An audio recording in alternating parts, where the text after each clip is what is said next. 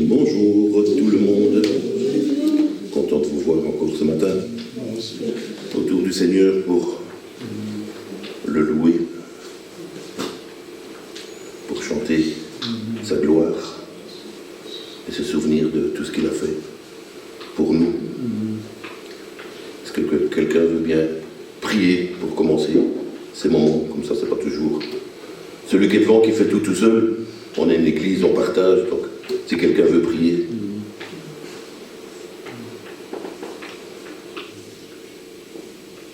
Sam, si tu veux, merci. Merci Seigneur pour ces moments qu'on peut passer ensemble. Prions que tu sois glorifié encore ce matin, que tu sois élevé. Nous sommes venus pour te louer, t'adorer. Merci pour ce que tu vas encore faire aujourd'hui. Amen. Amen. Merci.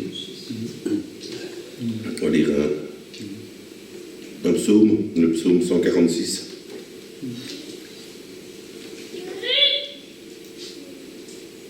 Louez l'Éternel, mon âme loue l'Éternel. Je relouerai l'Éternel tant que je vivrai, et je célébrerai mon Dieu tant que j'existerai. Ne vous confiez pas aux grands, aux fils de l'homme qui ne peuvent sauver. Leur souffle s'en va, ils rentrent dans la terre, et ce même jour leurs desseins périssent. Heureux celui qui a pour secours le Dieu de Jacob, qui met son espoir en l'Éternel son Dieu. Heureux celui-là. Il a fait les cieux et la terre, la mer et tout ce qui s'y trouve. Il garde la fidélité à toujours. Il fait droit aux opprimés. Il donne du pain aux affamés. L'Éternel délivre les captifs. L'Éternel ouvre les yeux des aveugles. L'Éternel redresse ceux qui sont courbés. L'Éternel aime les justes. Si c'est ton cas ce matin, que tu sois courbé, affamé, captif de quelque chose, le Seigneur est là pour toi ce matin et il va te délivrer. L'Éternel protège les étrangers, il soutient l'orphelin et la veuve, mais il renverse la voie des méchants. L'Éternel règne éternellement. Ton Dieu aussi on subsiste d'âge en âge. Louez l'Éternel. Amen. Alors on va faire ce matin ce que notre cœur désire. Je veux te louer.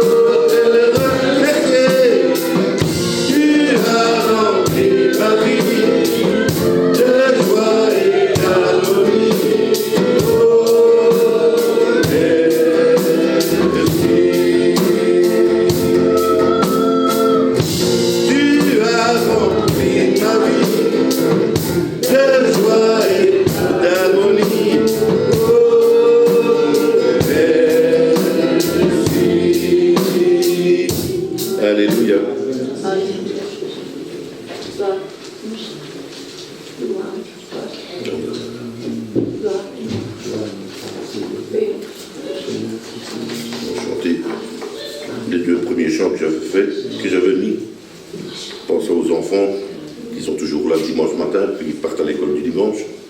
Mais on peut chanter des chants avec eux aussi. des chants qu'ils aiment bien et des chants qui louent le Seigneur. Amen.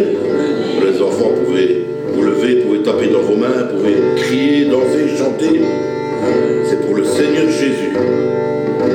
Une flamme reste au feu de mon cœur, cette flamme en moi, brûle mes malheurs. Je sens qu'elle est là, sa douce lueur, brille en moi, brille en moi, brille en moi. Oh, oh, oh. C'est une flamme d'amour qui m'éclaire dans la nuit. C'est cette lumière d'amour qui illumine ma vie. En attendant le matin, je veux dire à mes voisins que cette lumière enfin vient briller en moi. Une flamme en moi réchauffe mon cœur. Cette flamme en moi brûle mes malheurs. Je sens qu'elle est là, sa douce lueur, brille en moi, brille en moi, brille en moi. Le lundi j'ai ton amour, le mardi je prends ta main. Mercredi est un beau jour, jeudi je veux le jouer. Vendredi si j'ai douté, samedi il vient m'aider. Et dimanche c'est toi, viens briller en moi. Une flamme en moi, réchauffe mon cœur. Oh, cette flamme en moi, brûle mes malheurs. Je sens qu'elle est là, la douce lueur. Brille en moi, brille en moi, brille en moi. Oh, oh, oh. Une flamme en moi, réchauffe mon cœur. Oui, cette flamme en moi, brûle mes malheurs. Je sais qu'elle est là, sa douce lueur. Brille en moi, brille en moi, brille en moi. Alléluia.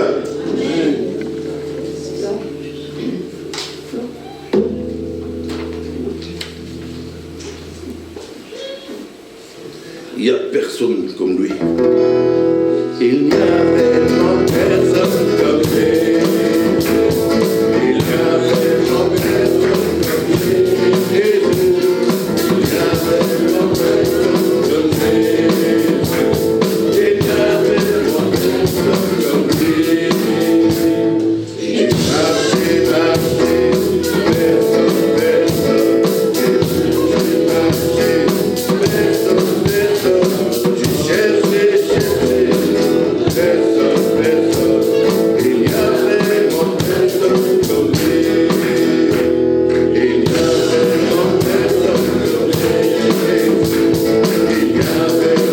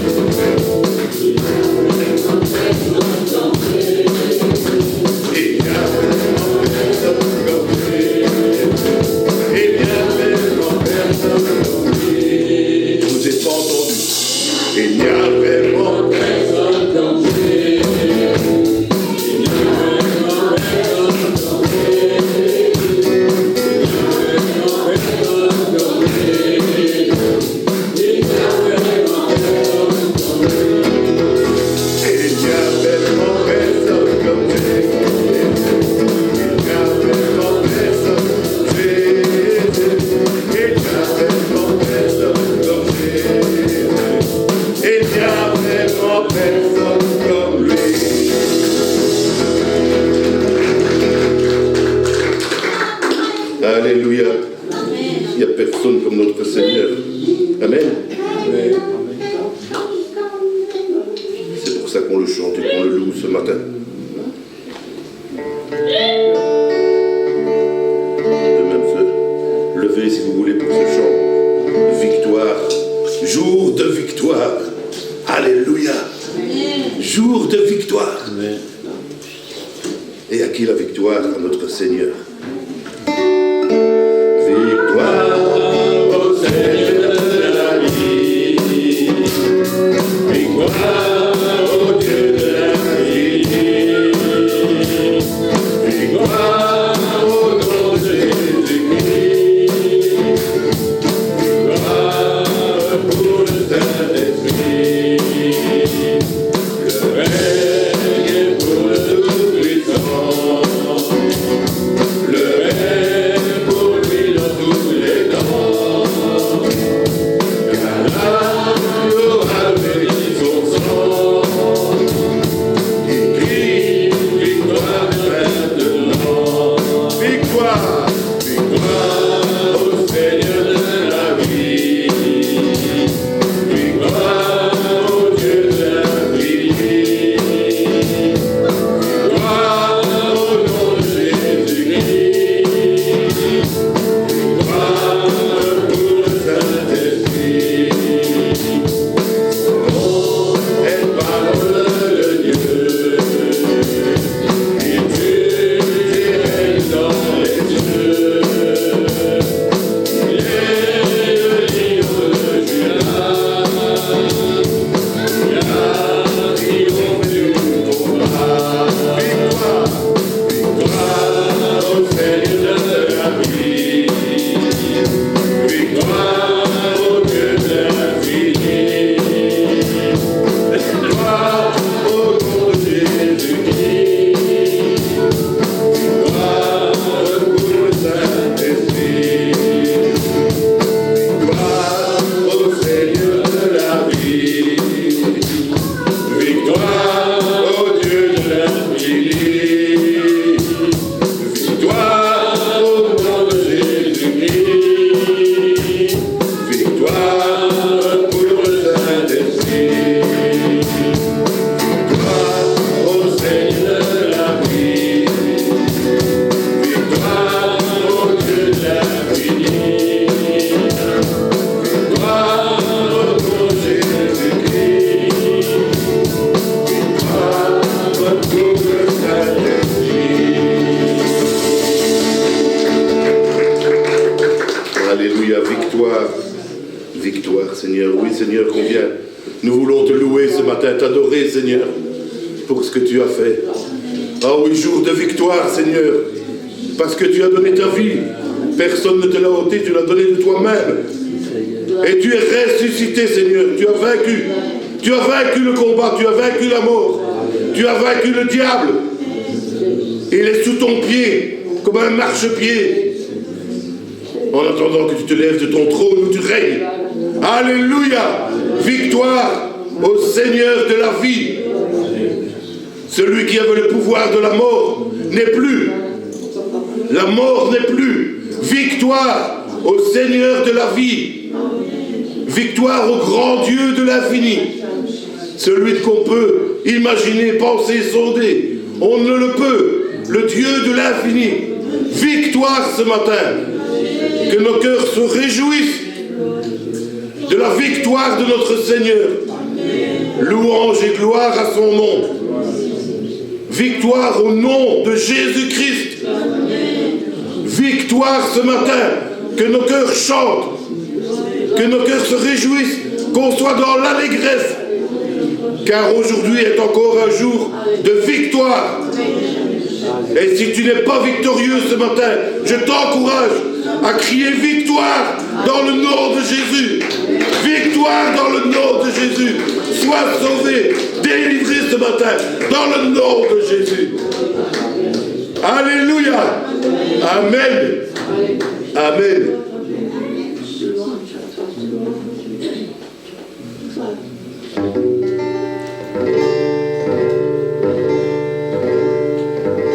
Adorons Jésus.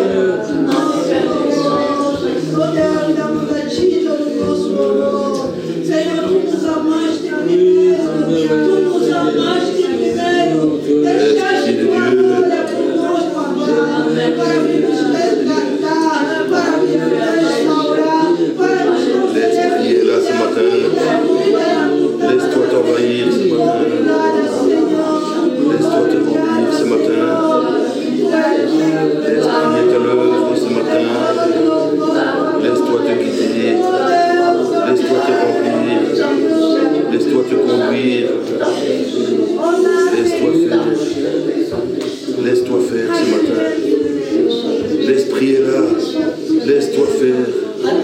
Il veut te guérir. Il veut te sauver. a besoin de ces paroles ce matin. Jésus veut te sauver ce matin. Son esprit est là. Son esprit est là. Laisse-le faire. Laisse-le faire. Laisse-toi t'envahir.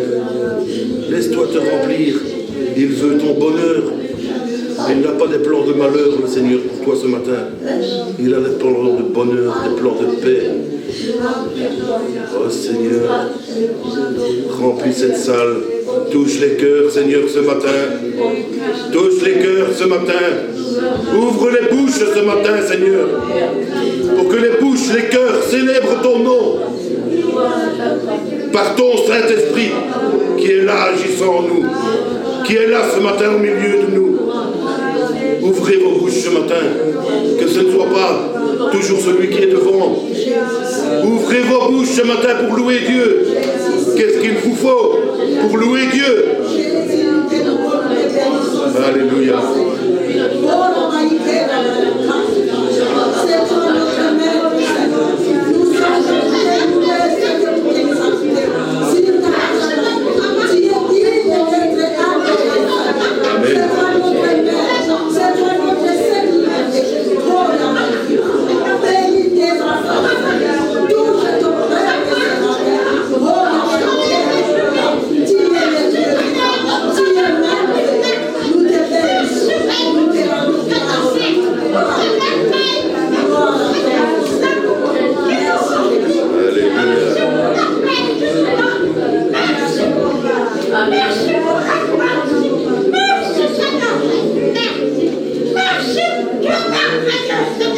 Oui, amen.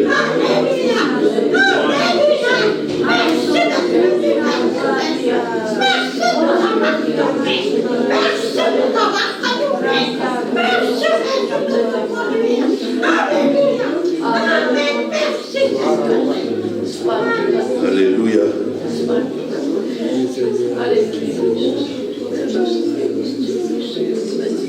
Alléluia. Esprit de Dieu vivant, agis ce matin. Agis ce matin. À toi la gloire. À toi la gloire. À toi la gloire.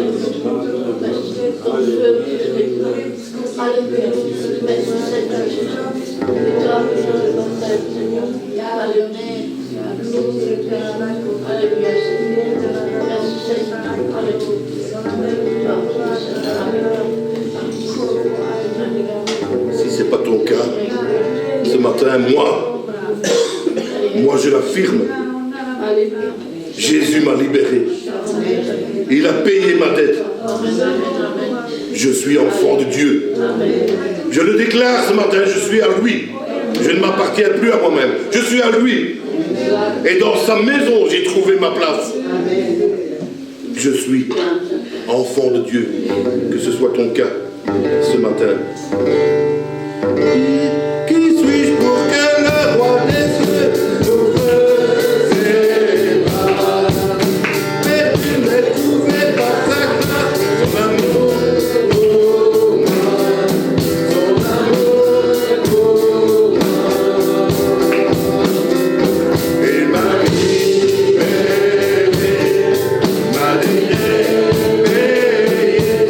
Je suis enfant de Dieu, je suis là.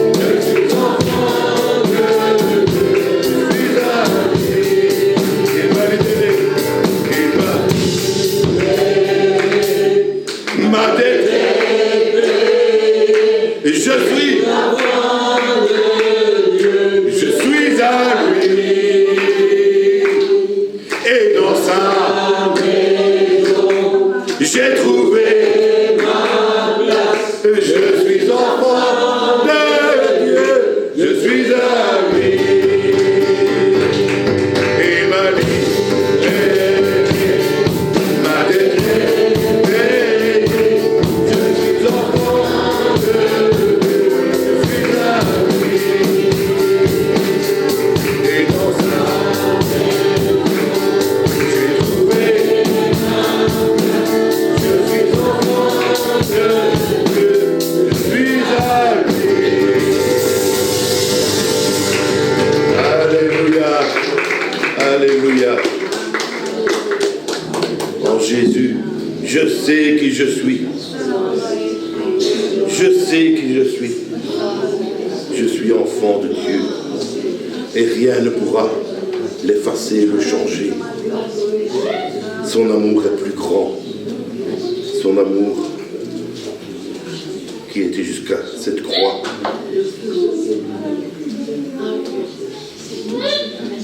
J'ai vu tes mains guérir des malades, rompre du pain. Reçois en retour mon amour.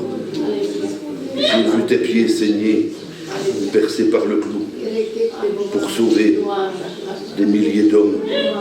J'ai vu tes yeux pleins de pleurs et de larmes, au regard d'amour pour pardonner autour de toi des milliers d'hommes. Et quand j'ai vu ton corps meurtri de coups, quand j'ai vu ton corps vivant malgré tout, reçois, Seigneur, en retour, mon amour. Amen. On va chanter ce chant de tout notre cœur et puis on passera avec cette scène. Et c'est un chant qui rappelle les souffrances du Seigneur. Et malgré qu'il souffrait meurtri, il était vivant sur cette croix, jusqu'au moment où lui a remis sa vie. Il était vivant. Et quand il était mort, il est vivant malgré tout. Et c'est ça la fête de ce matin. La fête de Jésus. Jésus est vivant. Il est mort pour toi à la croix. Il a donné sa vie. Même pas des clous, même pas une lance, même pas des épines sur sa tête l'ont tué. C'est lui, par amour, pour nous, qui a donné sa vie. Et maintenant nous le célébrons. Là où il est assis à la droite de Dieu, couronné non plus d'épines, mais couronné de gloire et d'honneur. Alléluia. Quand j'ai vu tes mains guérir dans le malade, quand j'ai vu tes mains qui rompaient du pain, pour mourir autour de toi, des milliers d'hommes. Seigneur,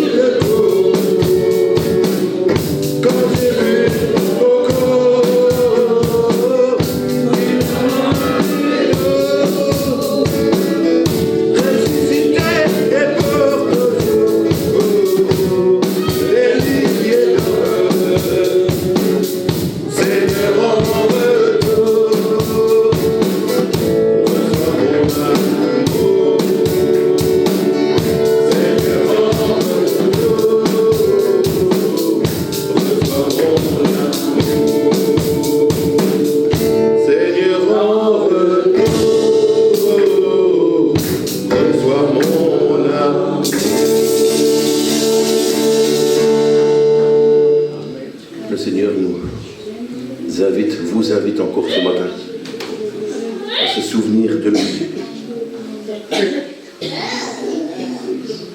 Car la veille de sa mort, il voulait encore être avec les siens. Et il avait le désir de manger avec eux, de partager un repas. Amour et humilité, à table avec les siens, alors que la croix l'attendait.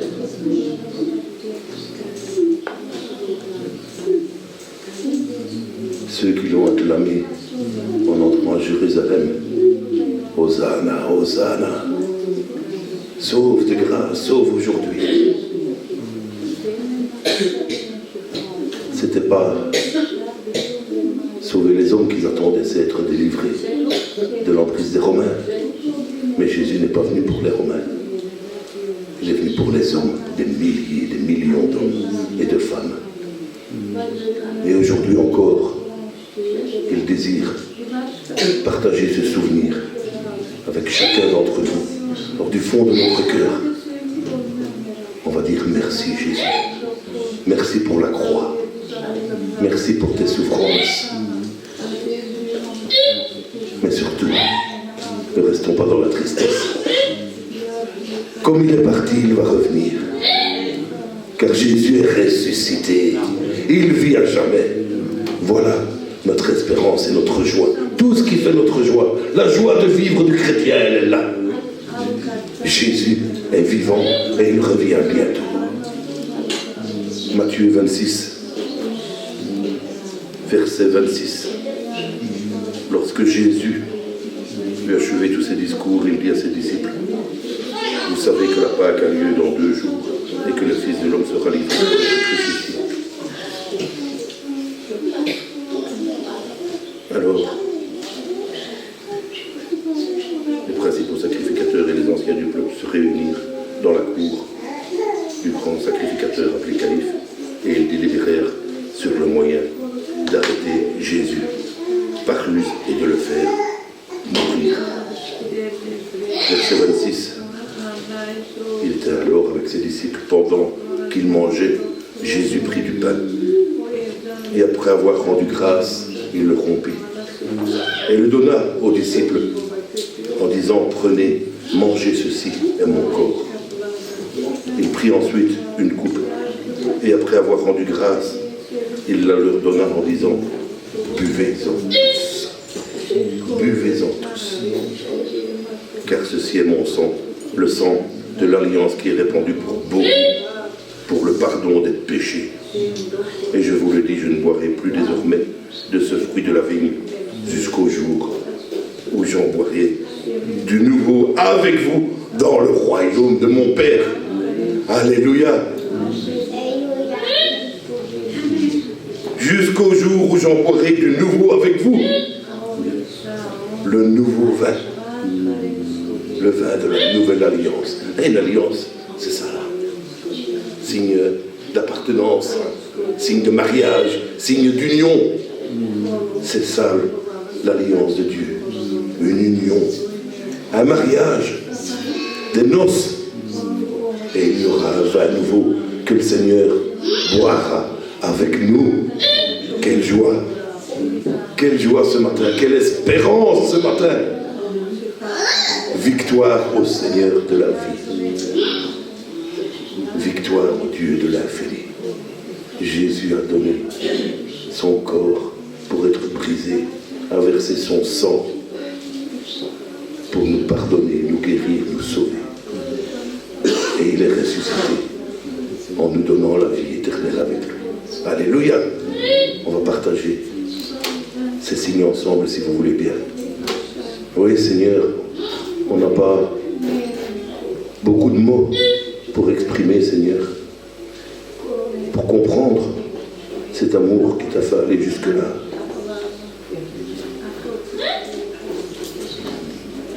On peut imaginer peut-être donner sa vie pour un ami, pour quelqu'un de très proche, mais donner sa vie pour ses ennemis.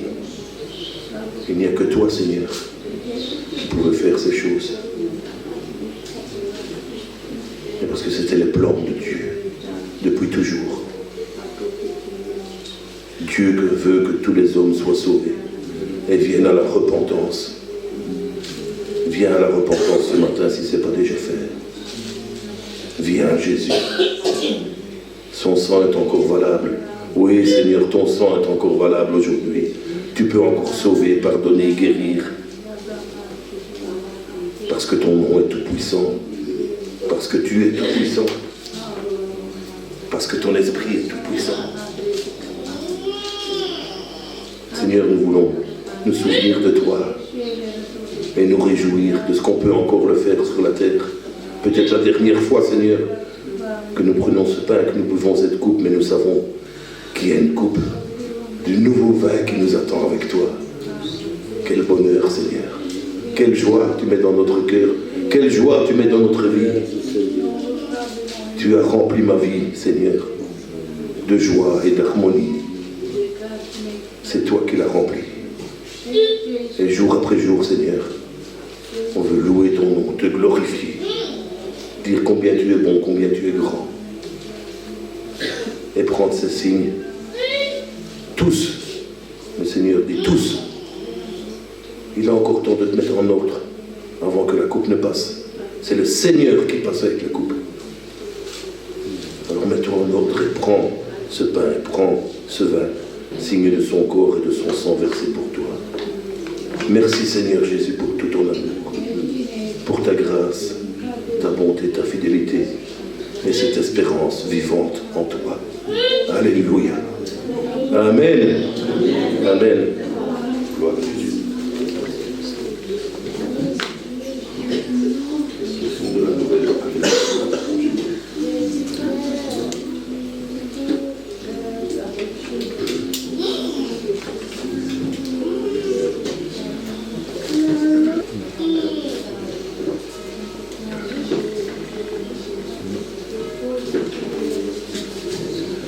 À toi la gloire, ô ressuscité, à toi la victoire pour l'éternité, brillant de lumière, l'ange est descendu, il roule la pierre du tombeau vaincu.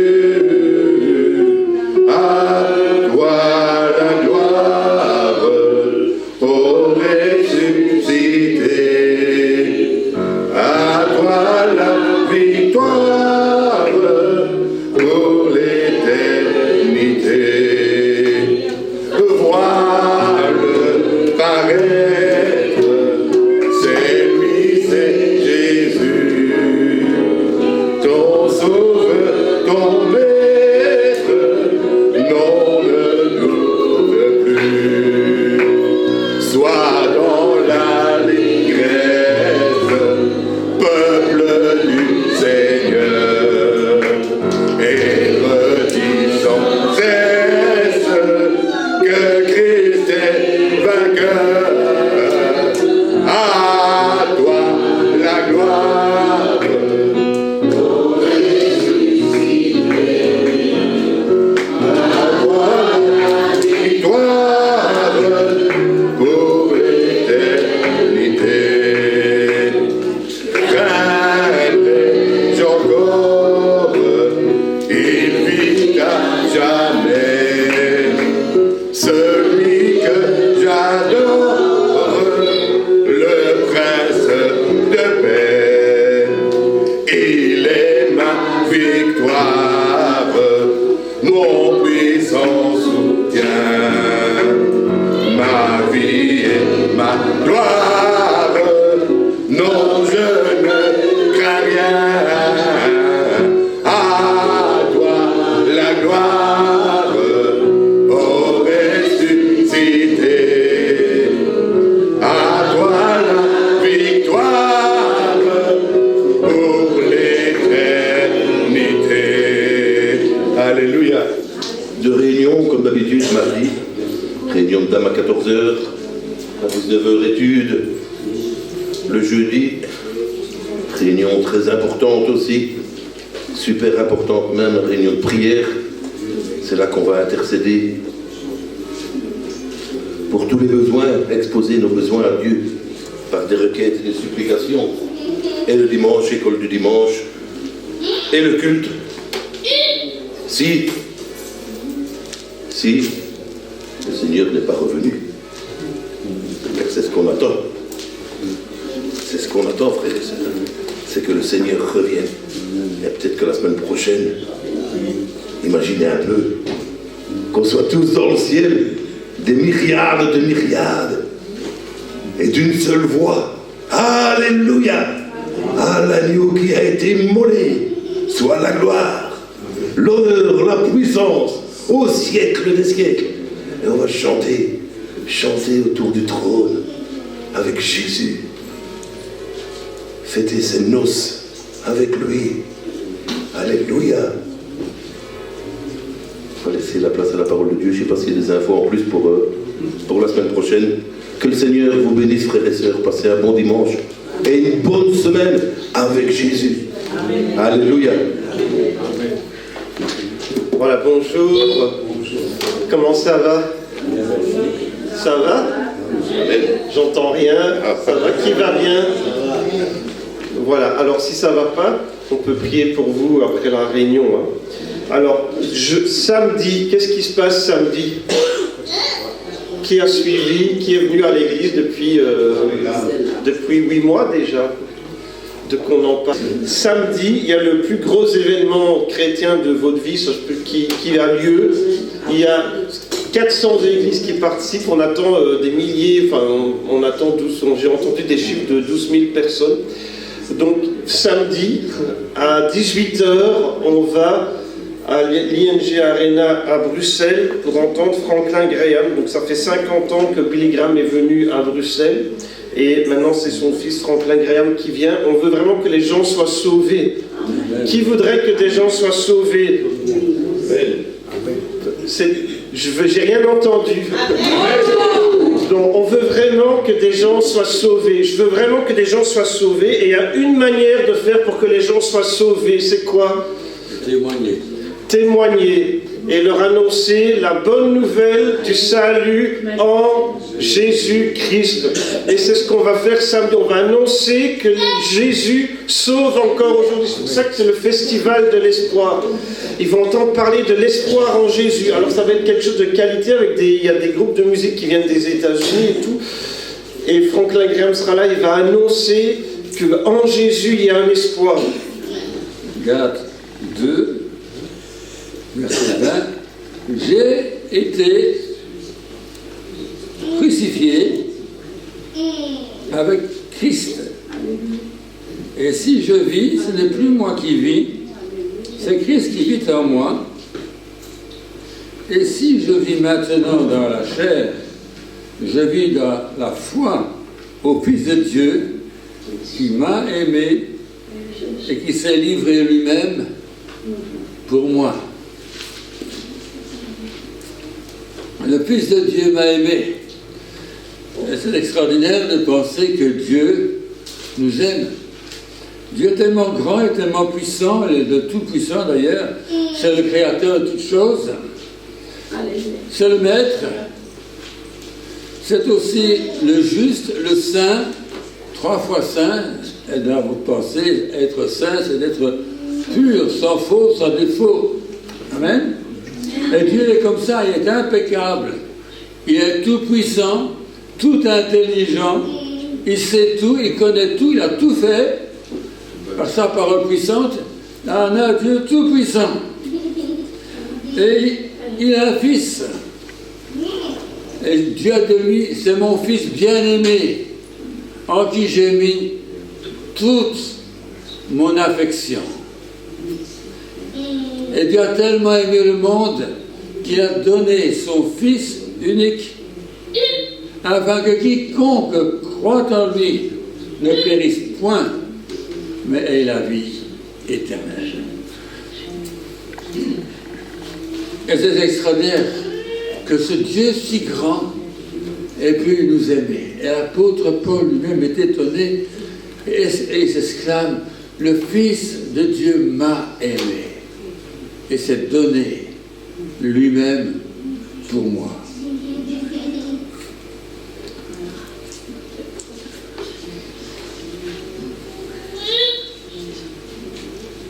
Avant d'aller plus loin, je voudrais parler un petit peu justement de notre ami l'apôtre Paul, car il y a un peu les deux extrêmes. Un Dieu tout-puissant, parfait, et un grand pécheur qui estime même être le premier et le plus grand des pécheurs. Pourtant, il peut dire Dieu, le tout grand, m'a aimé le tout petit. Le parfait a aimé le pire des hommes. Dieu a tellement aimé le monde. Et Paul dit, le Fils de Dieu m'a aimé, au point de s'offrir lui-même pour moi. Amen. Un commandement, un seul, tu ne prendras pas de ce fruit. Et l'homme, il a chuté, il a désobéi. Une seule désobéissance. Et par le péché, ce péché est devenu universel. Un seul péché. Romains 5.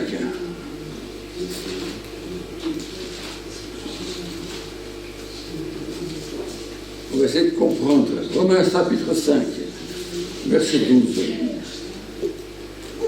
C'est pourquoi, comme par un seul homme, le péché est entré dans le monde.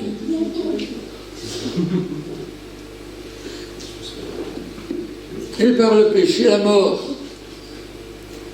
Et qu'ainsi la mort s'est étendue à tous les hommes, parce que tous ont péché. Parce que tous ont péché.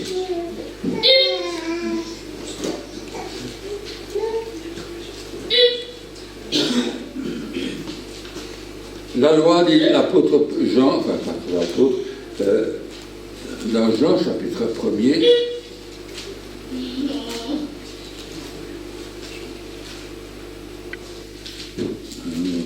voilà.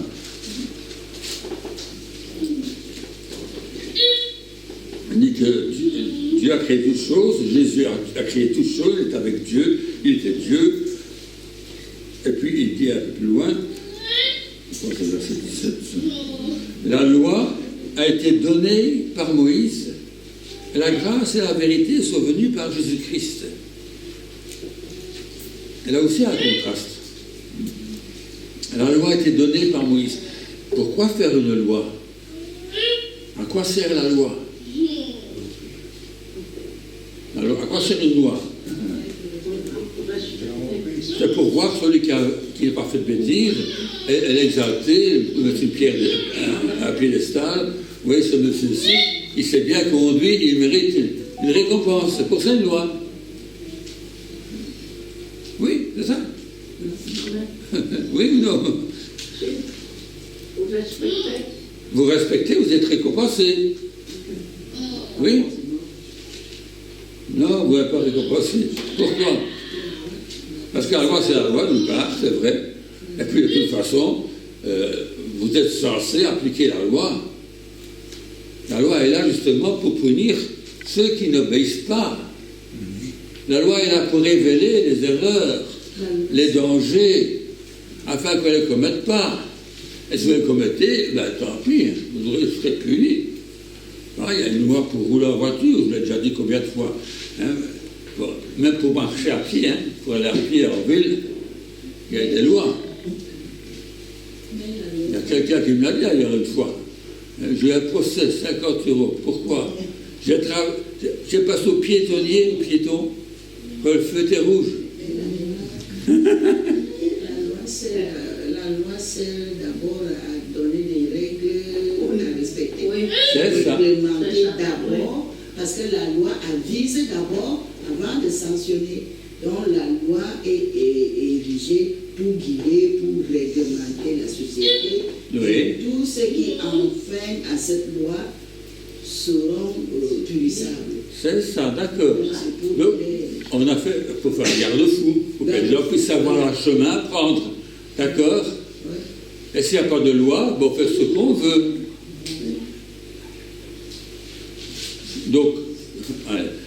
parenthèse, dans une famille moderne, très moderne, on fait ce qu'on veut dans une famille moderne, parce qu'il ne faut pas frustrer les enfants. Ils peuvent faire ce qu'ils veulent. S'ils veulent aller à l'église, ils vont à l'église. S'ils veulent à l'école, s'ils veulent pas aller à l'école, ils restent au lit. C'est pas grave, c'est pas grave. Il ne faut surtout pas qu'ils soient frustrés. Ça, c'est la psychologie, une certaine psychologie moderne. Il ne faut pas non plus les frapper, parce que c'est interdit par la loi, ça maintenant. Il y a beaucoup de règlements. Amen. Et les lois sont faites pour qu'on puisse les suivre, pour le bien public aussi bien que le nôtre. Si on vous dit qu'il faut vous arrêter au feu rouge et pas passer, c'est pas seulement pour vous, c'est aussi pour ne pas qu'un piéton soit renversé par vous. Amen. Donc il y a des lois, je vais dire, du point de vue social. Ces lois sont une nécessité. Et si vous êtes quelqu'un qui roule la voiture, par exemple, et vous connaissez bien la loi, parce qu'il faut bien la connaître, c'est comme un chrétien. Bon.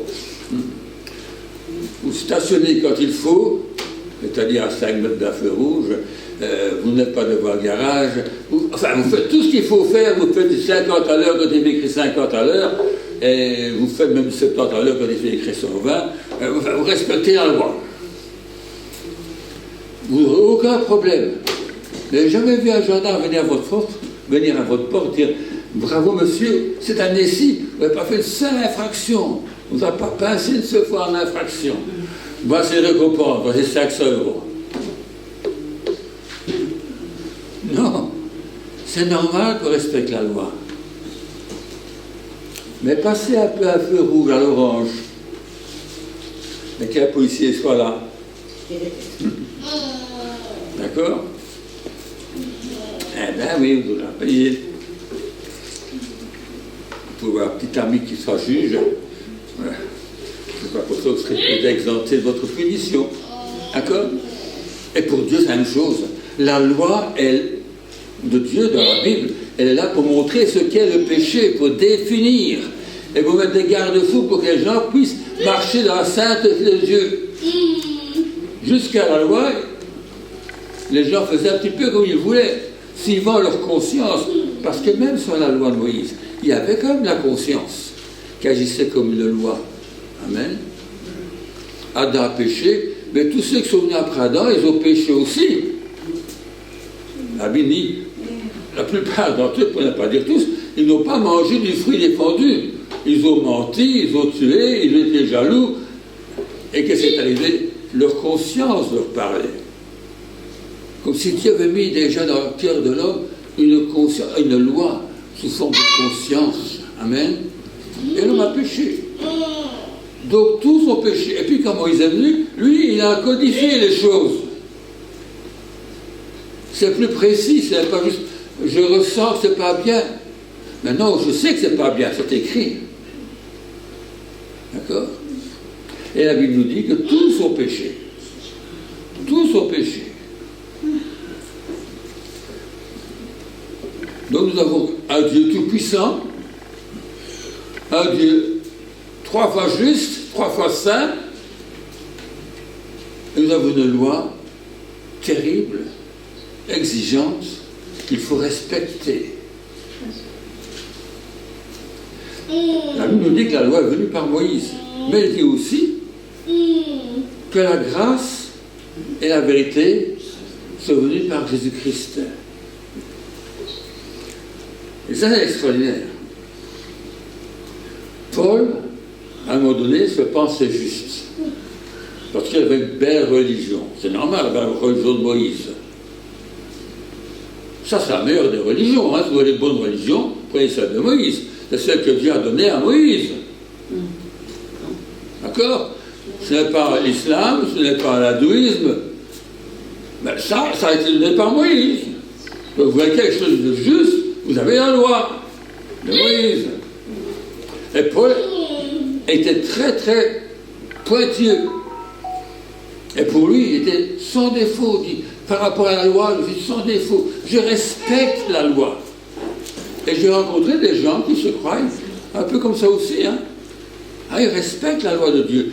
Ils ne volent pas, ils ne mentent pas, ils n'ont tué personne, en tout cas pas avec un couteau, parfois avec la langue, mais enfin, bon. Bon, il y a des gens qui se croient parfaits.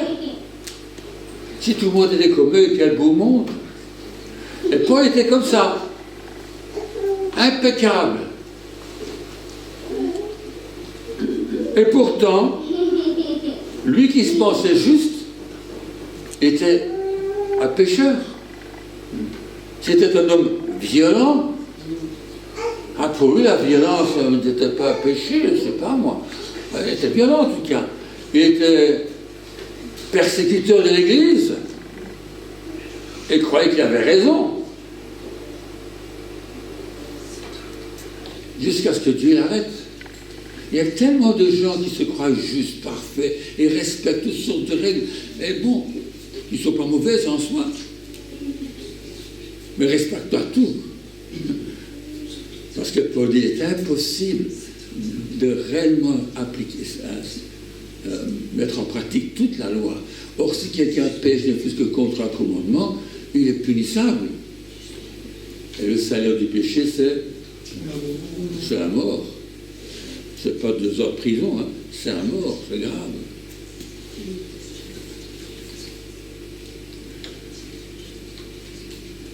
Et Paul, un beau jour, il a rencontré le Seigneur ce chemin, il a compris qu'il était pécheur, un grand pécheur. Lui qui pensait être un grand juste, il a découvert qu'il était un grand pécheur. Et pourtant, il dit, le Fils de Dieu m'a aimé, moi, un grand pécheur, le saint, le juste, le parfait. Il m'a tant aimé qu'il a donné sa vie pour moi, le grand pécheur. Amen. Il aurait pu me condamner, il aurait pu. Je mérite l'enfer, je mérite la punition.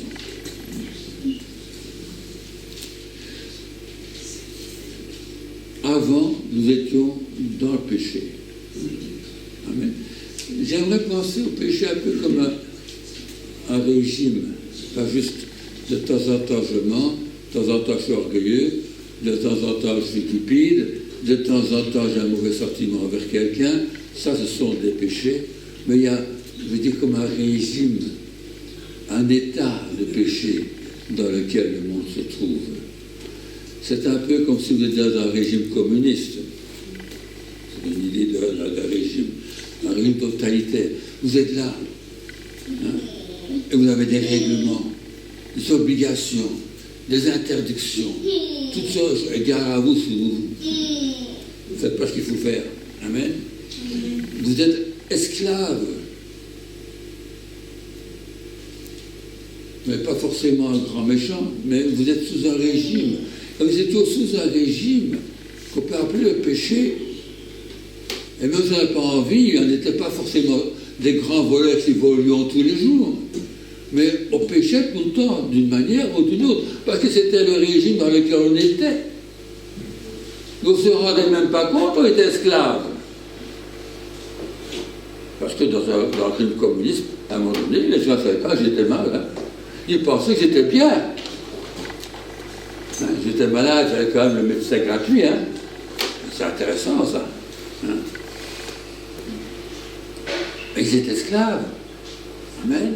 Ils avaient comme des œillères. Ils ne voyaient pas qu'il y avait une liberté possible. Ils ignoraient qu'il y avait la liberté. Amen. Jusqu'à ce que peut-être quelqu'un a introduit une parabole chez eux. Vous savez, beaucoup d'Iraniens ont compris ce qui se passait à l'Ouest grâce à la télévision, par les paraboles. Autrement, ils étaient persuadés que le régime iranien, c'est ce qui avait le meilleur. Et nous, on pensait qu'on était bien, dans un bon régime, et pourtant, ils étaient dans le péché. Alors, qu'est-ce qui est arrivé? Parce que Dieu a tellement aimé le monde, malgré qu'il est juste, malgré qu'il est parfait, il a aimé ce monde. Dans ce péché, dans les ténèbres, on appelle ça les ténèbres. Le monde est dans les ténèbres. Ne pensez pas que le monde est dans la lumière, même si les Français se vantent d'être dans le siècle de la lumière. Nous ne sommes pas dans la lumière. Le monde est dans les ténèbres. Et nous étions dans les ténèbres. C'est dans notre régime. Nous étions comme cela. Même si on voulait être bien, on était bien par rapport aux autres, par rapport à certaines lois peut-être, certaines éthiques, mais en fait, on était esclaves, on était dans les ténèbres. Et Paul était dans les ténèbres. On pensait dans la lumière en plus. Persuadé que lui était lumière. C'était un grand savant. Mais pourtant, il était dans les ténèbres. Et Dieu a dû faire quelque chose pour lui. Et qu'est-ce qui est arrivé? Eh bien, c'est la grâce. Et c'est quoi la grâce? C'est quoi la grâce? Pas la grâce, hein? Grâce. Le pardon, c'est un don de Dieu. Oui, un don de Dieu. J'espère que vous êtes gracieux envers les autres aussi, que c'est un don que vous avez aussi. Pourquoi pas, hein? C'est une faveur, un don de Dieu, une faveur, d'accord? C'est vrai, c'est le pardon, parce que Paul mérite d'être puni, mais Dieu le gracie. Amen. Il a payé pour lui, il a payé sur la croix. Le Fils de Dieu m'a aimé, s'est livré lui-même pour moi. Mais pourquoi faire? Mais justement pour me libérer des ténèbres, pour me libérer du péché, pour me libérer de cet esclavage, de cette tyrannie, pour me libérer de Satan, pour me libérer de tout cela. Et pas seulement pour me pardonner, c'est une chose, pardonner, mais me libérer de mes chaînes. Oui, c'est formidable ça. J'étais sous le régime du péché, et la grâce, c'est pas seulement le pardon, c'est un régime aussi. On passe du péché à la grâce. Amen. La grâce qui change notre vie, au point qu'on n'est plus sous le pouvoir du péché. Le péché n'aura plus de pouvoir sur vous, car vous n'êtes plus sous la loi, mais sous la grâce. Ouais. La grâce, c'est pas juste le pardon, c'est quelque chose de beaucoup plus grand. Amen. Dans lequel nous vivons, c'est la lumière, c'est la présence de Dieu. C'est extraordinaire la grâce. Se contenter de dire que la grâce, c'est juste de pardonner. J'ai menti, Seigneur, pardonne-moi, il me pardonne. C'est plus que ça. C'est toute une façon de vivre qui est ouverte devant vous par la grâce de Dieu. Le Fils de Dieu m'a aimé et s'est livré lui-même pour moi, afin que je puisse être non plus dans le péché, mais dans la grâce.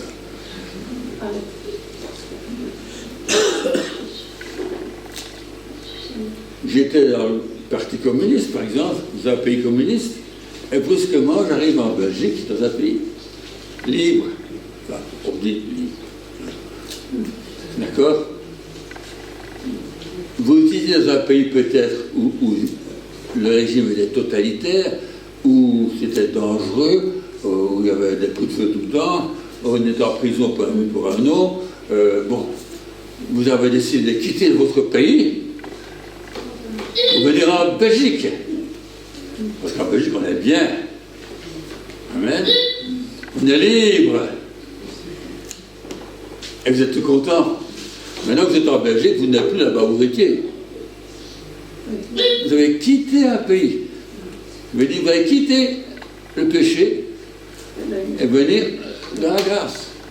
Et quitter le pays de l'esclavage, la tyrannie, de la violence, pour venir dans l'amour, la paix, la joie, le pardon, bien sûr. Mais il y a tout un état d'esprit, quelque chose de tout à fait différent. Vous êtes sous la grâce. Vous étiez sous le péché, et maintenant vous êtes sous la grâce. Et le péché n'aura plus aucun pouvoir sur vous. Parce qu'avant, il avait tous les pouvoirs sur vous. Parce que vous étiez dans les ténèbres. Et dans les ténèbres, vous étiez sujet au péché. C'était lui le maître, c'était votre tyran, parce que c'était la loi. Et chaque fois que vous faisiez une gaffe, la loi disait, t'as fait une gaffe. Et le diable, il a fait une gaffe. Bon. Et maintenant quoi? Ben, vous n'êtes plus sous le pouvoir du péché, vous êtes sous la grâce. Vous pouvez pas dire, je n'en peux rien. Hein? Vous savez, c'est le péché. C'est le péché qui habite en moi. S'il habite en vous, ben, faites partir. chapitre 7. Je ne vais pas faire un grand détour, je vais passer par là quand même. Romains chapitre 7, il parle d'un couple. Une femme qui est mariée est attachée bien sûr à son mari. Et son mari a tous les pouvoirs sur elle. Voilà, à peu près. Hein? D'accord. Et il y a des femmes qui ne sont pas heureuses du tout. Hein? Elles sont battues par le mari, elles sont opprimées par le mari, elles sont persécutées presque par le mari. Mais si elle a le malheur d'aller avec un autre homme, on dira qu'elle a commis un adultère. Parce qu'elle est mariée avec un monsieur. D'accord? Si on va avec un autre, on commet un adultère. Vous êtes d'accord avec moi pour ça? Je le dis quand même parce qu'il y a des gens qui trouvent normal. Quelqu'un m'a dit, on ne peut pas rester ensemble pendant 6 ans sans avoir fait une aventure. Vous vous mariez, en l'espace 6 ans, vous avez déjà fait une aventure. Bon, bien, si vous vivez 50 ans ensemble, vous avez fait combien d'aventures? J'en sais rien. Bon. C'est pas normal, hein? Vous devez rester attaché à votre mari ou à votre femme, d'accord? Donc, si vous êtes avec quelqu'un d'autre, on dira, vous avez commis l'adultère.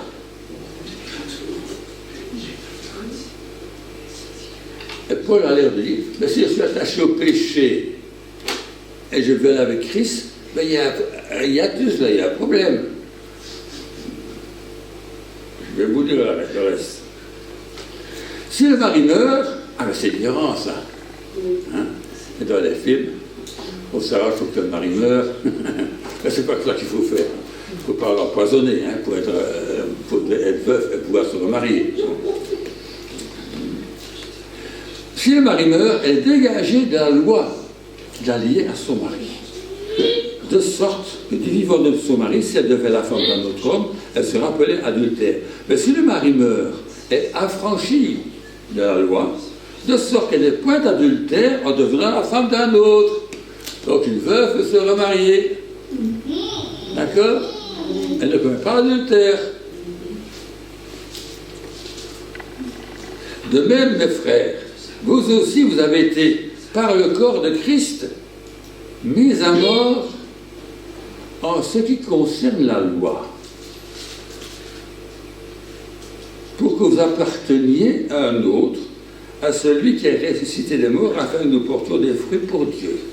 Voilà que Paul est en train de faire une image, que on était mariés à la loi de Dieu. Elle est bonne, la loi, qu'elle est de Dieu. On était mariés avec cette loi, mais elle est exigeante, cette loi. Presque tyrannique, presque violente. Bon, on est mariés à la loi. Avec toutes ces exigences et obligations. Mais quand je suis devenu chrétien, Paul dit, j'ai été crucifié avec Christ.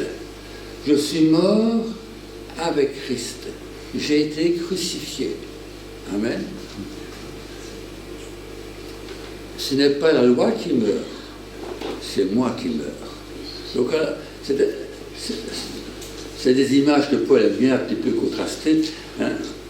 La femme est mariée avec un mari, elle dit si le mari meurt, et puis dit oui, mais je suis marié avec la loi, mais c'est moi qui meurs, c'est pas la loi. D'accord? Donc c'est la femme qui meurt et le mari est vivant. Mais la femme ressuscite, elle peut se marier avec quelqu'un d'autre, parce qu'elle meurt entre deux. Je meurs par rapport à la loi, mais je suis ressuscité en Christ. Je suis donc libre de la loi, parce qu'il est mort qui me sépare. Et je peux me marier avec Christ. Donc Paul fait une image. Je ne sais pas si vous suivez. De même, mes frères, vous aussi, vous avez été, par le corps de Christ, mis à mort en ce qui concerne la loi, pour que vous apparteniez à un autre, à celui qui est ressuscité des morts, afin que nous portions des fruits pour Dieu.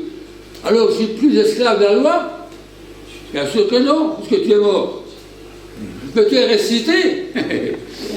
Et c'est Christ qui vit dans toi maintenant, c'est différent. Car lorsque nous étions dans la chaîne, la passion du péché provoquée par la loi, là vous ne pouvez pas faire ça, ne pouvez pas faire ça, elle le faisait quand même.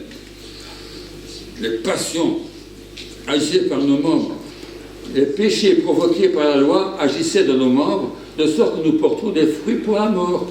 Mais maintenant, nous avons été dégagés de la loi, étant morts à cette loi, sous laquelle nous étions retenus, de sorte que nous servons dans un esprit nouveau, et non sur la lettre, que la loi a été écrite, sur la lettre, qui a vieilli, caduque. D'accord? La loi vieillit. Alors quoi? Eh bien, vous n'êtes plus sous la loi, vous êtes sous la grâce. Et parce que sous la grâce, le péché n'a pas pouvoir sur vous, puisque le péché est la conséquence, en quelque sorte, de la loi, qui vous définit exactement ce que c'est que le péché. Mais vous n'êtes plus sous la loi, vous êtes sous la grâce. Pourquoi? Parce que la loi, c'était l'obligation, une servitude, tandis que la grâce, c'est l'amour de Dieu envers vous. C'est un autre cadre. D'accord? Moi, j'appelle ça notre régime.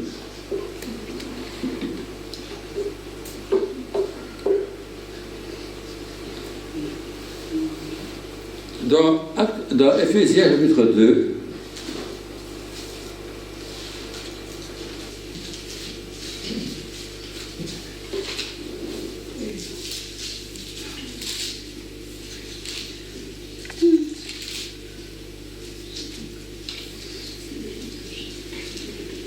vous comprenez l'importance d'être mort avec Christ. Parce qu'il faut mourir avec Christ pour pouvoir ressusciter avec Christ. Il n'y a pas de résurrection s'il n'y a pas une mort. Christ a dû mourir pour pouvoir ressusciter. Et quelque part, je dois mourir avec Christ pour ressusciter avec Christ. Je dois mourir à mon ancienne vie pour avoir une vie nouvelle. Je dois mourir au péché pour pouvoir vivre sur la justice. Il y a ce changement. Et chapitre 2 d'Éphésiens, vous étiez morts par vos offenses et par vos péchés, dans lesquels vous marchiez, vous conduisiez, autrefois sur le train de ce monde, sur le prince de la puissance de l'air, qui est... Qu'est-ce le prince de la puissance de l'air?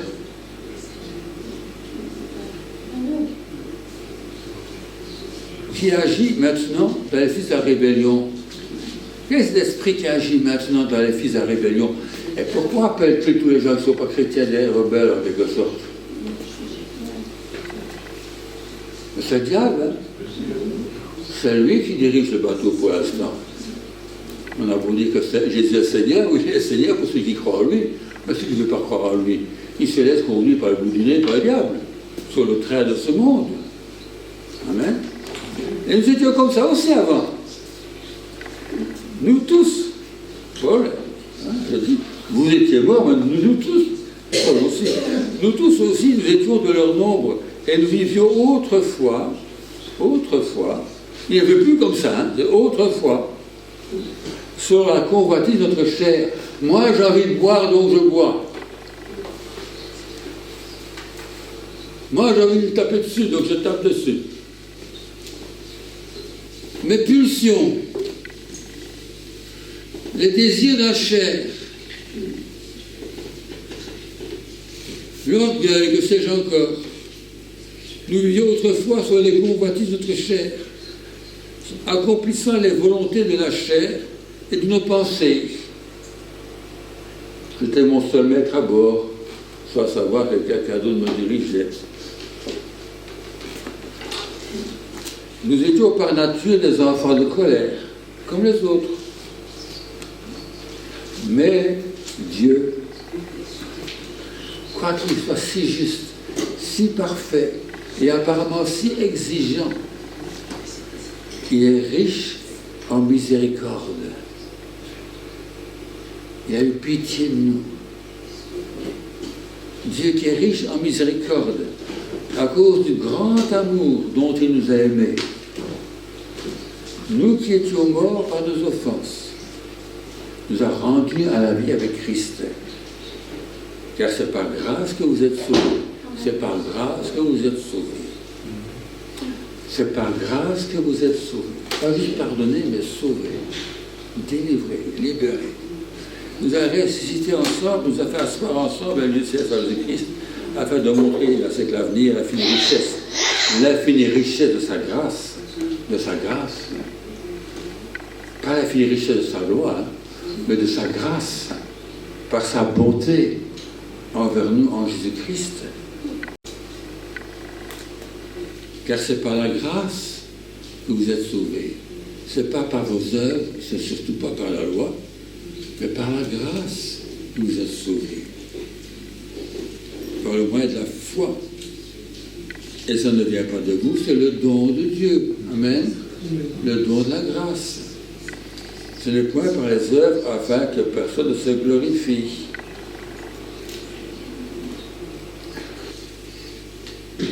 Ainsi, un changement complet de régime dans Romains chapitre 6.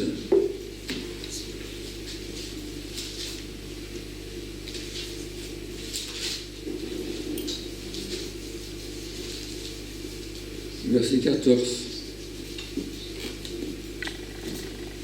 Le péché n'aura pas de pouvoir sur vous, puisque vous êtes non sous la loi, mais sous la grâce. C'est pour ça qu'il dit un peu plus haut que le péché ne règne donc pas dans votre corps mortel.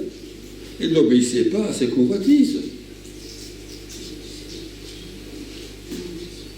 Il n'y a pas de raison. Il n'est plus votre maître. Il n'a plus de pouvoir sur vous. Vous êtes sous la grâce. Amen. Est-ce que ça va? Que le péché ne règne pas. Hein? Je n'en peux rien, pasteur. Hein? C'est comme ça. C'est ma nature. Il a changé de nature. Celui qui est en Christ est une nouvelle créature. Amen. Amen. Les choses anciennes sont passées. On n'en parle plus. Toutes choses sont devenues nouvelles. Avant, vous étiez ceci, Paul disait, avant j'étais rebelle, avant j'étais calomniateur, avant j'étais fanfaron, avant j'étais violent, avant, mais Christ est dans sa vie, il est mort. Il est resté avec Christ. Et c'est Christ maintenant qui vit dans sa vie. Oh, Christ n'est pas violent, Christ est rempli d'amour, Christ est rempli de pardon, Christ est rempli de joie, il est rempli de paix. Si c'est lui qui a mis dans votre vie, ça se remarque. On n'est plus comme avant, c'est pas le péché qui domine sur vous, c'est Christ qui est en vous. Et c'est lui qui agit. Alléluia. C'est lui qui agit. Ça devrait être toujours comme ça. Il y a plein de versets romains. Je vais en lire quelques-uns. Hein. Vous voulez bien? Chapitre 3, verset 23, vous connaissez bien ce verset-là. 3, 23. Car tous sont péchés et sont privés de la gloire de Dieu. Je parle de la grâce. Vous êtes privés de la gloire de Dieu. On dit que l'homme a été fait à l'image de Dieu, mais malheureusement, il est privé de la gloire de Dieu. Il manque quelque chose. Et ils sont gratuitement justifiés. Gratuitement justifiés par sa grâce. La grâce. Amen. Alléluia. Amen. Par le moyen de la rédemption du rachat, de la rédemption qui est en Jésus-Christ. D'accord? Verset 20. Verset 20.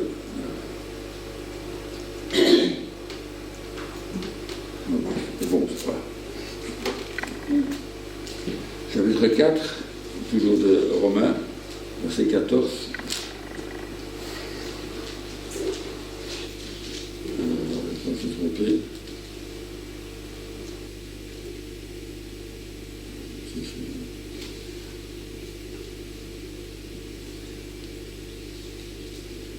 Non, je me suis trompé, c'est pas 4.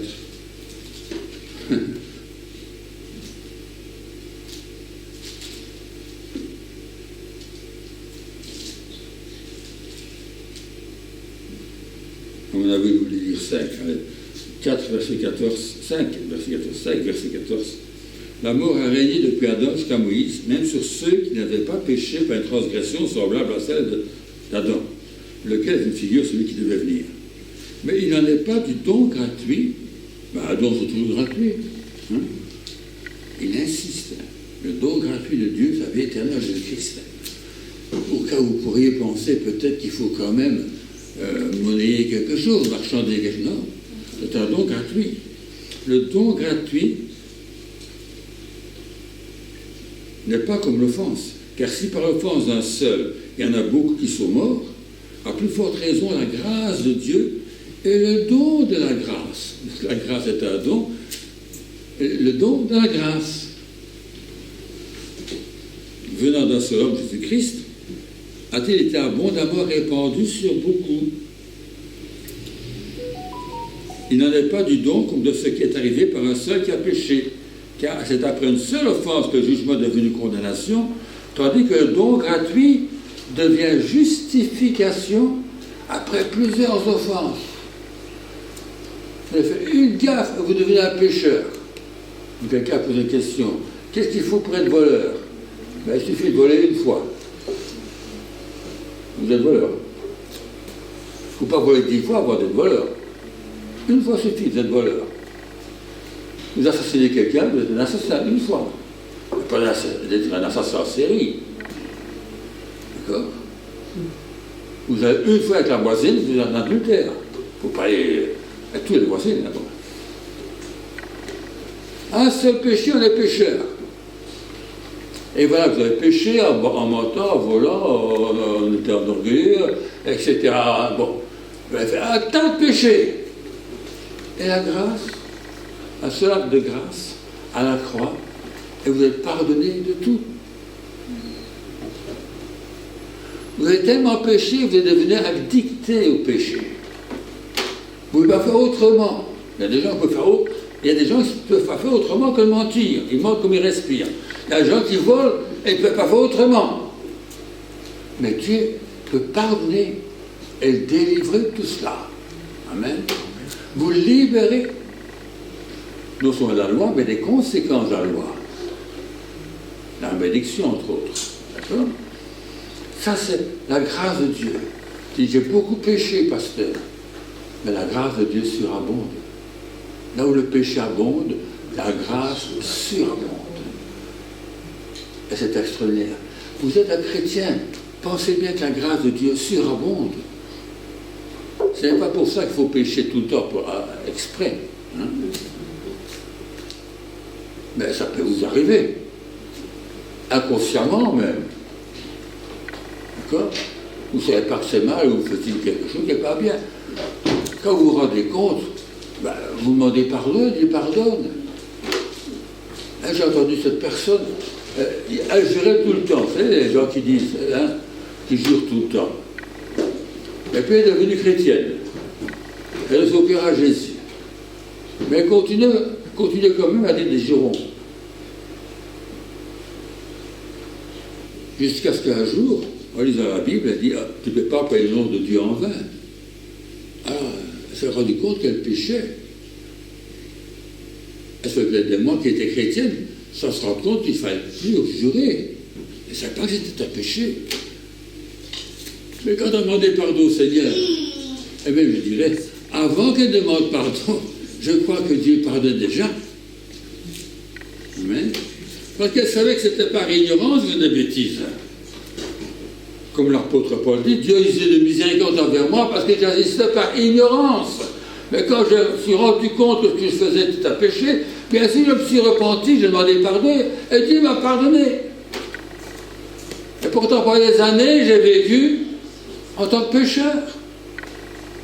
Et cette dame-là, pendant des années, elle a juré, même en tant que chrétienne, elle jurait encore. Jusqu'à ce qu'un jour, elle a compris que ce n'était pas bien. Et peut-être qu'il y a des chrétiens qui font des choses, ils ne savent même pas que ce n'est pas bien. Jusqu'à ce qu'un jour, quelqu'un leur dise gentiment, ou qu'ils lisent dans la Bible, ou que le Saint-Esprit les convainc. Parce qu'il fait parfois des choses graduellement.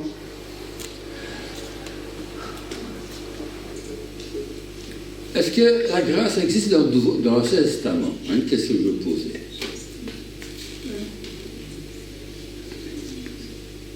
Il n'y a pas de grâce dans l'Ancien Testament. Non? Il a pardonné David. Il a pardonné David. Ben, il y a des gens, c'est vrai, qui ont fait des animaux et qui le continuellement fait des animaux. Parce qu'en fait, c'est comme si Dieu fermait les yeux en attendant le vrai sacrifice qui est Jésus. Ça, il y a un verset dans Romains 3 aussi qui dit, que dans sa patience, bon, il tolérait certaines choses. Mais je vais quand même regarder avec vous quelques versets. Je vais prendre mon temps parce que je crois que j'ai le temps. Néhémie, chapitre 9.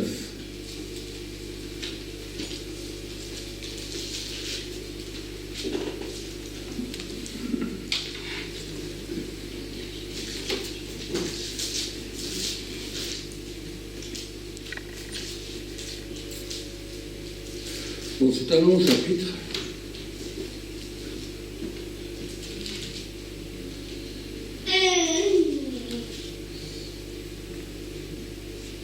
Donc les gens sont rassemblés, et au verset 5, il y a des responsables qui ont dit au peuple, « Levez-vous, bénissez l'Éternel votre Dieu, d'éternité en éternité.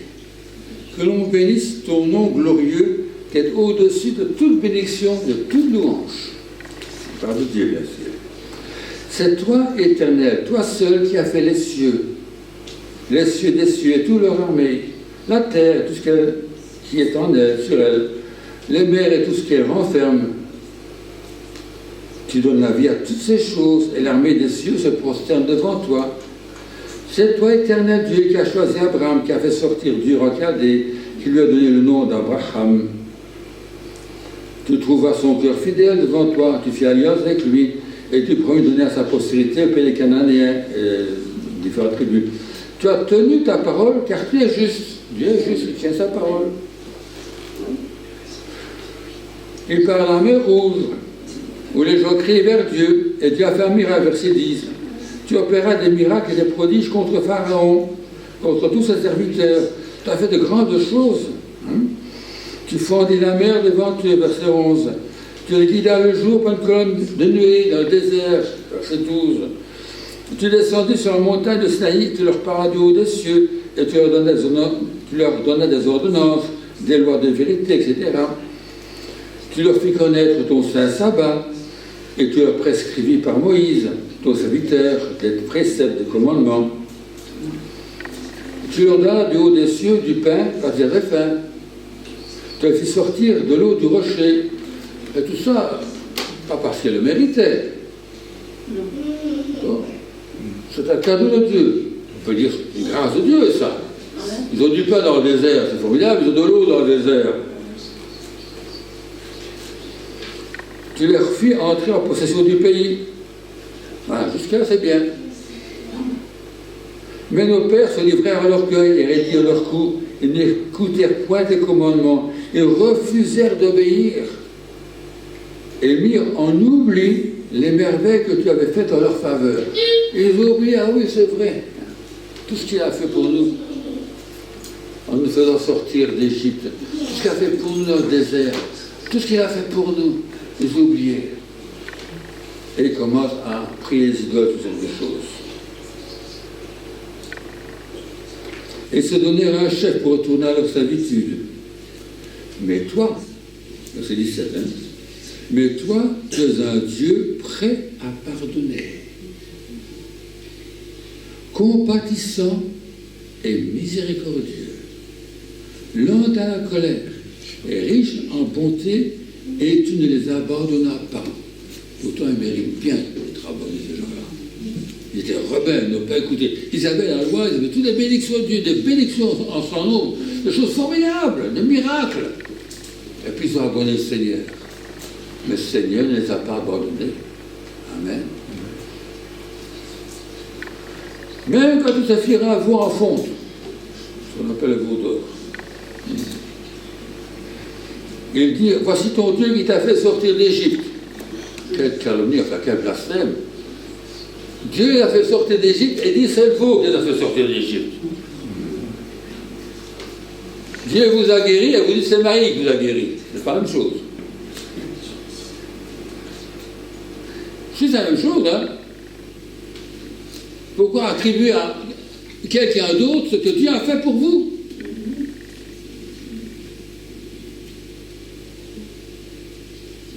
verset 19. Dans ton immense miséricorde, tu ne les abandonnas pas au désert. Et la colonne de nuée ne cessa point de les guider le jour dans leur chemin, ni la colonne de feu de les éclairer la nuit dans le chemin qu'ils avaient à suivre. Tu leur donnas ton bon esprit pour leur rendre sages. Tu ne refusas point la manne à leur bouche et tu leur fournis de l'eau pour leur soif. Pendant 40 ans, tu pourvus à leur entretien dans le désert et ils ne manquèrent de rien. Leurs vêtements ne s'usèrent point et leurs pieds ne s'enflèrent point. Ouais. Allez habiter dans le désert, vous verrez comment Seigneur va pouvoir. Non, c'est méchant. C'est ça que Dieu a fait pour eux, en tout cas. D'accord?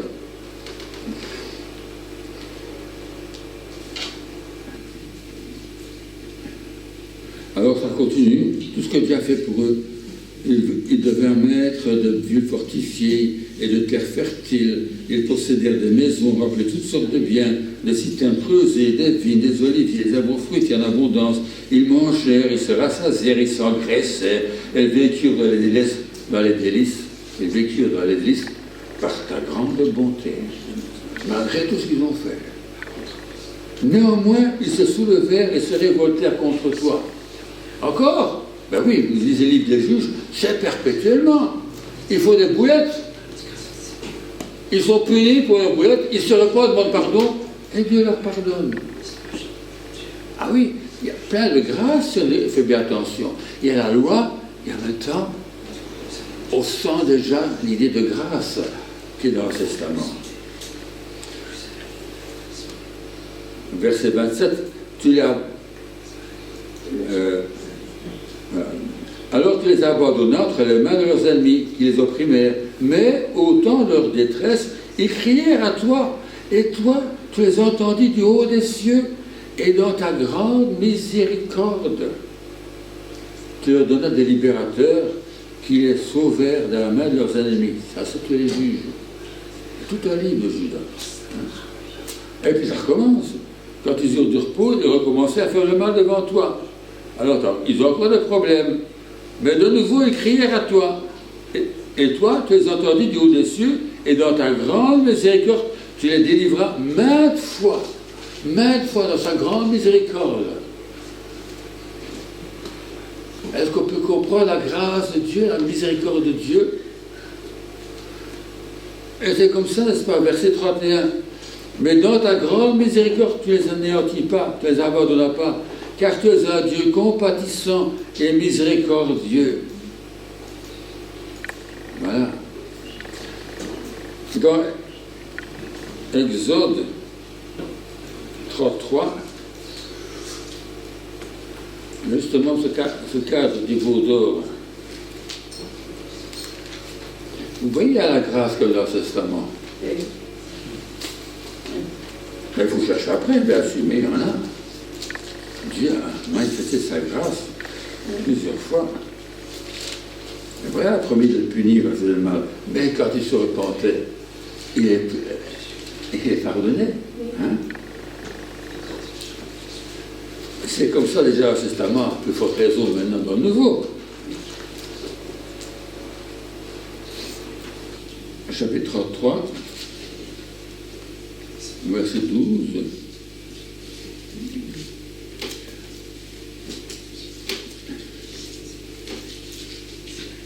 Moïse dit à l'Éternel, voici, tu me dis, fais monter ce peuple du désert jusqu'au pays promis. Fais monter ce peuple. Et tu ne me fais pas connaître qui tu enverras avec moi. Cependant, tu as dit, je te connais par ton nom et tu as trouvé grâce à mes yeux. Moïse a trouvé grâce, faveur. D'accord? Pas une question de pardonner ici. C'est une question d'avoir la faveur de Dieu, la grâce de Dieu. Amen. J'ai trouvé grâce. Mais comment? Je vais tout seul à travers le désert conduire ce peuple? C'est pas possible. Ça, c'est pas la grâce de Dieu, il manque quelque chose. Tu as trouvé grâce à mes yeux. Maintenant, si j'ai trouvé grâce à tes yeux, fais-moi connaître tes voies. Est-ce que c'est comme ça que vous priez parfois? Hein? tu m'as fait grâce. Si j'ai trouvé grâce à tes yeux, fais-moi connaître tes voies. Alors je te connaîtrai et je trouverai encore grâce à tes yeux. Considère que cette nation est ton peuple. D'accord, ils ont fait un veau d'or. Mais c'est quand même ton peuple. Toi, tu as dit, dirige ton peuple, moi je vais plus avec ces gens-là. Ah non, c'est ton peuple, ne pas parler comme ça. Ce n'est pas mon peuple, dit Moïse. C'est ton peuple. Considère que cette nation est ton peuple. L'Éternel répondit, je marcherai moi-même avec toi et je te donnerai du repos. Moïse lui dit, si tu ne marches pas toi-même avec nous, ne nous fais point partir d'ici. La grâce de Dieu, c'est sa présence. La grâce de Dieu pour toi, c'est sa présence. Là où tu peux connaître sa bonté. Tu peux profiter de la grâce de Dieu en profitant, on veut dire, de l'ambiance de sa présence. La grâce de Dieu. Ce n'est pas le régime du péché qu'on connaissait avant. C'est maintenant le régime de la grâce, de la présence de Dieu. On était privés de la gloire de Dieu. Maintenant, vous ne l'êtes plus. Vous connaissez la grâce, qui n'est pas seulement le pardon, mais qui est la présence de Dieu.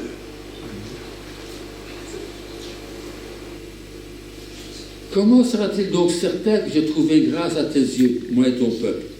Ne serait-ce pas quand tu marcheras avec nous? Et quand nous serons distingués, moi et ton peuple, de tous les peuples qui sont sur la face de la terre, n'est-ce pas la grâce de Dieu quand vous êtes différents de vos voisins, différents de vos collègues? Parce que Dieu est avec vous, vous êtes différents, il y a sa présence, sa sainteté, Dieu marche avec vous, Dieu vous parle encore. Mais ça c'est pas bien, ça c'est bien, c'est comme ça qu'il faut faire.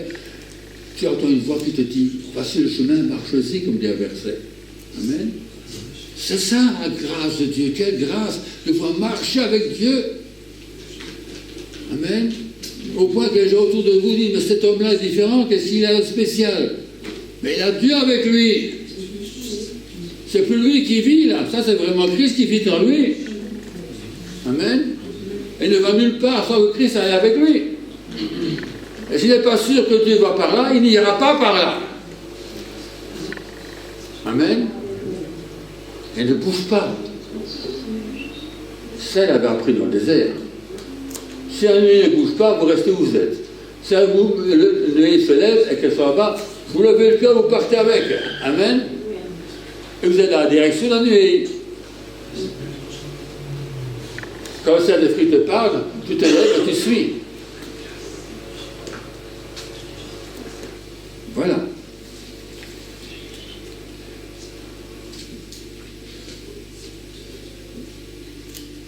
Je n'ai pas grand-chose à dire de plus, mais je vais quand même lire. Vous savez bien, j'aime bien lire. Colossiens chapitre 1, verset 13.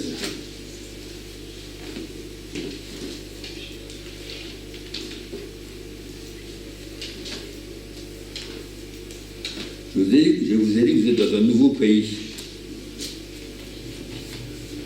Un chrétien, ce n'est pas un citoyen belge. Avant tout.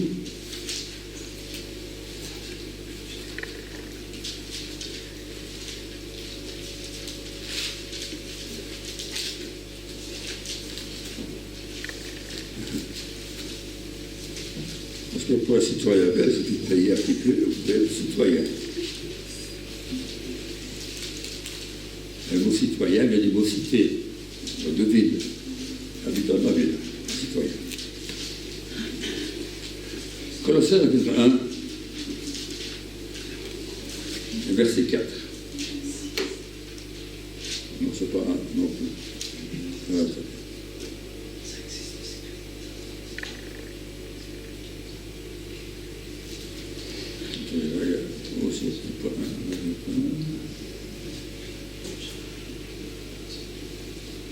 Mais j'ai mis tout le contexte.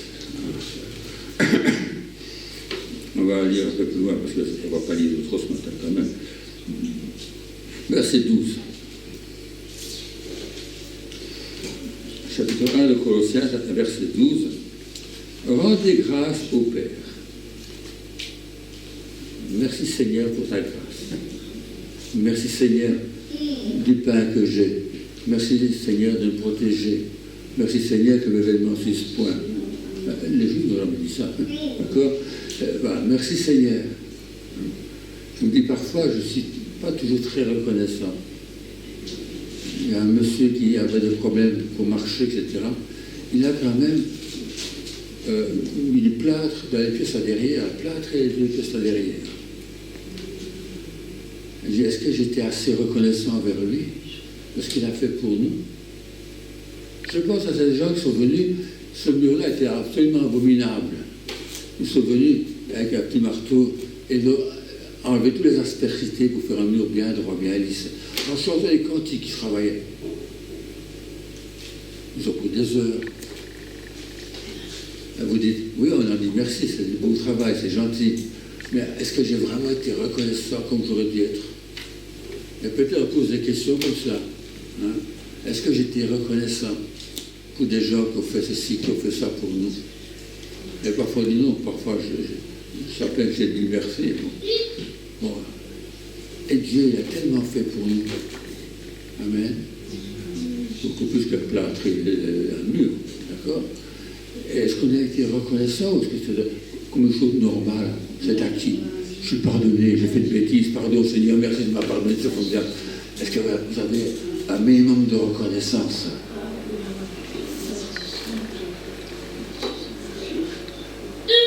Rendez grâce au Père, qui nous a rendus capables d'avoir part à l'héritage des saints dans l'univers. Nous a délivrés, affranchis, libérés et délivrés de la puissance des ténèbres. Il y a des ténèbres tellement épaisses qu'on peut y toucher. Mais il nous a délivrés de cette puissance des ténèbres. Il nous a transportés, transportés dans le royaume du Fils de son amour. C'est pas au futur, hein? C'est pas de l'au-delà. Il vous a déjà transporté. Il vous a déjà sorti de là et vous a déjà transporté là-bas quand vous êtes converti à Jésus-Christ. Amen. En qui nous avons la rédemption, la rémission des péchés. C'est formidable. Amen. Je vous ai dit, on est dans un régime, on est parti de ce régime dans un autre. Vous étiez dans un pays, dans un royaume, vous l'avez quitté pour être dans un autre royaume. Amen. Il n'y avait pas un pied. Je ne sais pas quel pays. En Iran, il y a un pied en Belgique. On ne peut pas être sur les deux régimes. Ou vous êtes dans un, ou vous êtes dans l'autre. Ou vous êtes à Christ, ou vous n'êtes pas à Christ. Et si vous êtes à Christ, vous n'êtes plus au péché. Ah non. Vous êtes transporté, transposé, changé, transvaluté. Vous n'êtes plus dans ce royaume-là. Et vos amis non plus, parce que, bon, avant vous aviez des amis qui étaient dans les ténèbres. Maintenant, ça ne vous dit plus rien d'aller là. Vous avez une nouvelle famille. C'est des enfants de Dieu. Amen.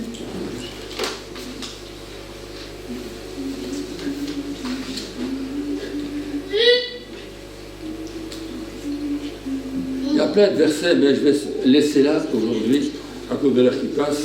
Je vais juste vous rappeler cette phrase que Paul a dit.